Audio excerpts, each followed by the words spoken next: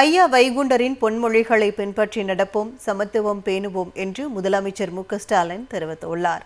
முதலமைச்சர் மு.க.ஸ்டாலின் வெளியிட்டுள்ள சமூக வலைதள பதிவில், இடுப்பில் இருந்த துண்டை தலைக்கு கிரீடமாக மாற்றிய ஐயா வைகுண்டரை நாம் பெற்ற நாள் இன்று என்று தெரிவித்துள்ளார்.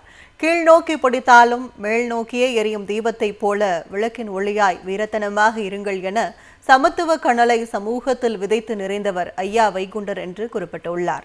தாழ கிடப்பாரை தற்காப்பதே தர்மம் எனும் அவரது கூற்றையே ஆட்சிக்கான அடிப்படையாய் கொண்டு நலிந்தோரின் நலம் நாடும் அரசாக நமது திராவிட மாடல் அரசும் செயல்படுகிறது. ஐயா வைகுண்டரின் பொன்மொழிகளை பின்பற்றி நடப்போம், சமத்துவம் பேணுவோம் என்று முதலமைச்சர் மு.க.ஸ்டாலின் தெரிவித்துள்ளார்.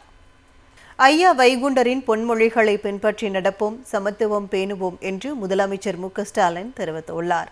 முதலமைச்சர் மு.க.ஸ்டாலின் வெளியிட்டுள்ள சமூக வலைதள பதிவில், இடுப்பில் இருந்த துண்டை தலைக்கு கிரீடமாக மாற்றிய ஐயா வைகுண்டரை நாம் பெற்ற நாள் இன்று என்று தெரிவித்துள்ளார்.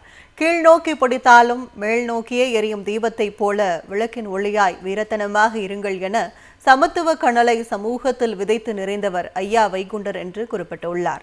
தாழ கிடப்பாரை தற்காப்பதே தர்மம் எனும் அவரது கூற்றையே ஆட்சிக்கான அடிப்படையாய் கொண்டு நலிந்தோரின் நலம் நாடும் அரசாக நமது திராவிட மாடல் அரசும் செயல்படுகிறது. ஐயா வைகுண்டரின் பொன்மொழிகளை பின்பற்றி நடப்போம், சமத்துவம் பேணுவோம் என்று முதலமைச்சர் மு.க.ஸ்டாலின் தெரிவித்துள்ளார்.